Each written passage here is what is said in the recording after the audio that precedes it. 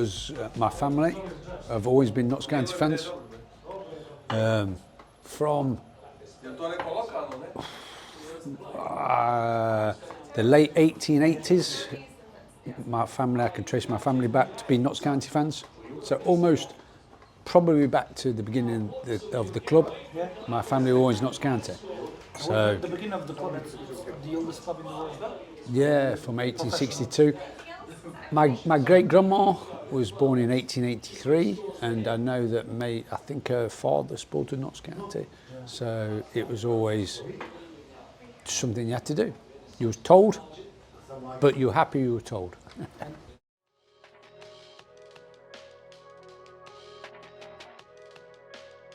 Nobody else. I like partisan.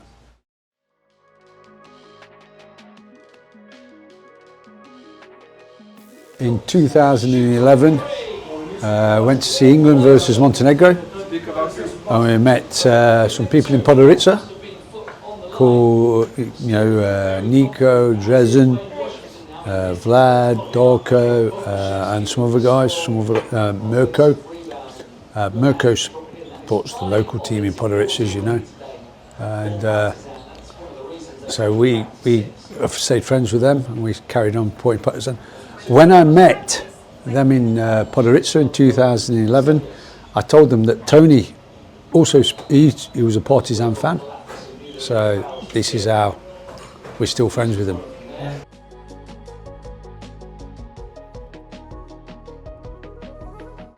It's real. It's not fancy like Paris and Madrid and Barcelona. I like Montenegro because it was just normal. It wasn't like say other places where it's all done for tourists. In Montenegro, in Podgorica, it's a real place where real people just get about their real lives. So I'm hoping next time I go to Montenegro, you're keeping the beer cheap. I like Belgrade. The last time in Belgrade, become very expensive, more expensive than Nottingham. So I'm a bit, but I like Belgrade.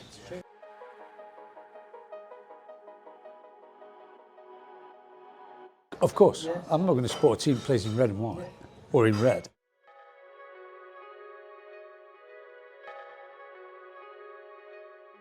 Nowadays it's more red, but the last 5 years our support is getting better. It's doubled in size from only average of 5,500 to about 9, 10, 11,000 in the last couple of years.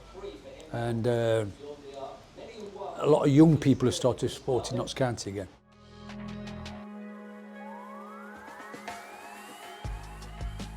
I think what's happening is a lot of kids want to go to football. They can't go and watch that other team. So the only other team they can get tickets for is the greatest team.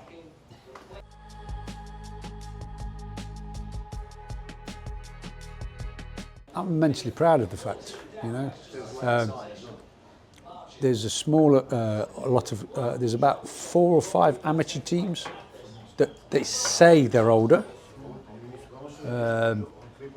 Maybe only one can prove it as a I think another team, Sheffield FC, not United, not Wednesday, they're different clubs.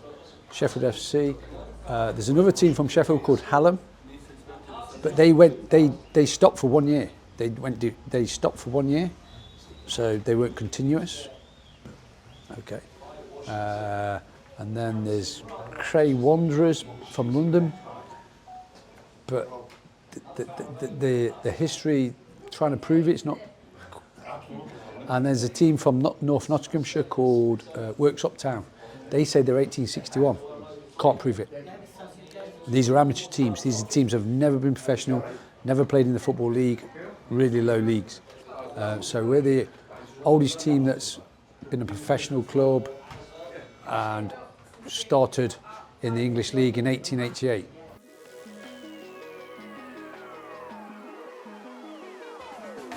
I support Nots Kauntija first, England second. But I go to England games. I've been going to England games since 1988. and it's something that I've always done. So I just carried it on, and it's a good away trip. The home games are rubbish, but the away games, they're good.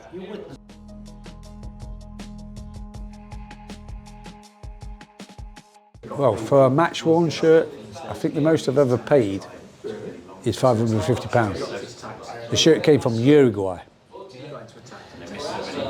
In 1987, at the end of the season, we played a team from Uruguay Nacional or something like that they were called. And we played in a second kit, and after the game, Nots Kauntija players gave them their shirts, they gave Nots Kauntija their shirts. So there was no replicas of these shirts. So all the players' shirts ended up in Uruguay. And about 3 or 4 years ago, I got a message from Uruguay, from a very famous person that sells sells shirts in Uruguay. He sells Maradona shirts and real proper stuff, thousands. And he sent me a message through the sports memorabilia, Nots Kauntija memorabilia thing. I've got this shirt, showed it me, and then basically played us all off each other. So he bought, he got us to buy. Anyway, I agreed to pay that price, and I paid for it to be repatriated from Uruguay to England. And I have the shirt. I have a video of the player who was given that shirt as authenticity. But this is a one-off. There's only 2 back in the UK of those shirts.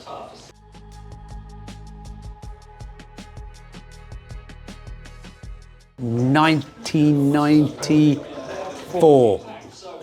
I've been on holiday in the summer. I came back and it was the football season just started. So I went to the first game of the season, and people were saying, are we going to Ascoli? Who's going to Ascoli? And I was like, I don't know. And it was like, well, we play them next week. Only the club is doing a package, and it was £400. But that included everything. So on the Monday, this was on the Saturday, on the Monday I rang the club up, because no mobile phones in 1994. So I rang the club up and they said, oh, well, now we've sold our allocation, which was only about 5. But we'll come back to you because we might be able to get some of the other clubs to give their allocation. They rang me back and went, yes, we can get you on this flight with us, but it's £410 now. But you must come down soon and pay with cash. Okay. So I got in my car, my van, drove to the football ground, paid me £410 in cash. That was on the Monday. On the Tuesday, was it Tuesday? It was the next week. I turned up at the football ground. It was August. It was summertime, but it was raining. It's England. It was raining. And I'm wearing shorts. And I get on the actual team bus with the players, and the manager, Mick Walker, looked at me and went, are you hoping for sun? Because I had shorts on and it was raining in Nottingham. And I just thought, and we're going to Ascoli on the Italian Adriatic coast in August. And I just thought, you thick bastard. I went, yeah, I hope so. I just thought, fucking how thick is that, to think you're not going to get sun? I sat down, there was the players, the media, the people from anyway, so I get to the airport. Another friend of mine was at the airport. He'd done it as well. He paid the money. So the flight over to Italy, they'd chartered a plane from East Midlands Airport to Ancona Airport, and it was Nots Kauntija, Derby County and Stoke City. Derby County and Stoke City hadn't sold their extra seats to fans. Nots Kauntija did. And that's how I got on, because the other team hadn't sold their spaces. So we go, gets to the hotel. We're in the hotel with the players, we're on the bus with the players. We go out boozing that night. The players didn't go drinking, but the chairman did, and everybody else did, and a handful of other fans. They flew separately. Next day, back on the beer, drinking all day, and I gets into the ground. You might have to edit this, but I gets into the ground, and I could barely see. Fucking steaming. I was steaming, drunk. And there was 15 Nots Kauntija fans in the thing. And I'm like, Nots Kauntija. And I'm shouting and swearing and this. And after about half an hour, I looked closer. My eyes started to open a bit more because I was sobering up. And I thought, Draper, he's wearing that like blue kit because I'm colourblind. It was a fucking tartan kit. And I realised, fucking Astley were in black and white. I was wearing this tartan kit I'd never seen before because it was beginning of the season. I was like, fucking been following the fucking wrong team for half an hour.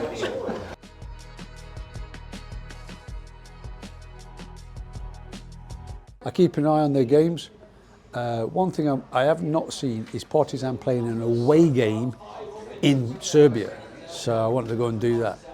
I've seen Partizan play in Europe, you know, in Scotland and in England. But I want to go to a normal, straightforward away game. Yeah, just in a normal way. This is because in my life, this is what I do in Nots Kauntija. We go to a normal 4th division game on a Monday night or a Tuesday night. You know, when not so many people go, but you always go. I have a saying, always follow. Always follow. Don't ever stop following.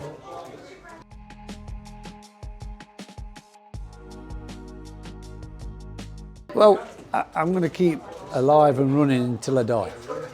That's it, innit? I'm going to keep breathing until I can't breathe anymore.